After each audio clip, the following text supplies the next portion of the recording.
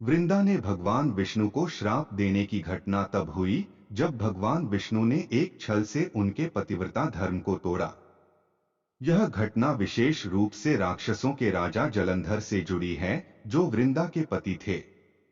जलंधर एक महान राक्षस राजा था, जिसकी शक्ति का स्रोत उसकी पत्नी वृंदा के पवित्र व्रत और उसके पतिव्रता धर्म में था। जलंधर की शक्ति भगवान शिव से भी बढ़कर मानी जाती थी, क्योंकि उसकी पत्नी का निष्ठावान व्रत और पतिव्रता धर्म उसे अमरता और अजेयता की शक्ति प्रदान कर रहा था। लेकिन भगवान विष्णु ने जलंधर को हराने के लिए एक योजना बनाई। उन्होंने जलंधर के रूप में भगवान विष्णु ने उसकी पत्नी वृंदा को धोखा दिया। भगवान विष्णु ने जलंधर के रूप में वृंदा के पास जाकर उसे यह विश्वास दिलाया कि वह उसका पति जलंधर है, जबकि वह वास्तव में विष्णु थे।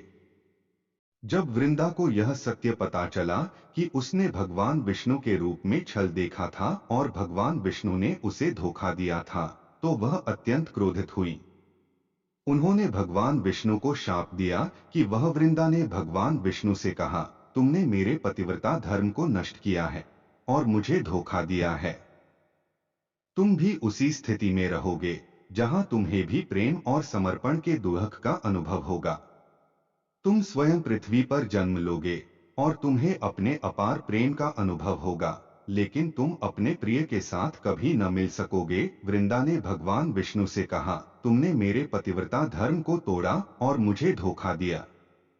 अब तुम पत्थर के रूप में तब्दील हो जाओ, ताकि तुम अपनी सच्चाई का एहसास कर सको और तुम भी कभी प्रेम और समर्पण के दर्द को महसूस करो।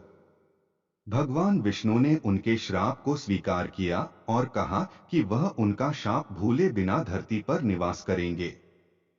इसके बाद भगवान विष्णु ने वृंदा को अपने दूसरे रूप में आकर उनके पति का रूप लेने का कारण बताया और वृंदा को समझाया। जैसे ही वृंदा को अपनी गलती का एहसास हुआ तो वह भगवान विष्णु को अपने श्राप से मुक्त करने चली गई तथा भगवान विष्णु से अपनी गलती की माफी मांगी। भगवान विष्णु ने वृंदा आश्वासन दिया कि वह उनके शाप के परिणामस्वरूप एक पवित्र रूप में अवतार लेंगी और तुलसी के पौधे के रूप में धरती पर प्रकट होंगी।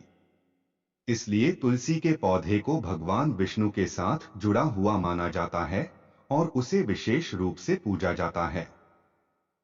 इस पूरी घटना से यह भी प्रतीत होता है कि वृंदा का तप और धर्मनिष्ठा इतनी बलशाली थी कि उनका शाप भी भगवान विष्णु को प्रभावित कर सका और वह शालिग्राम के रूप में पत्थर के रूप में बदल गए।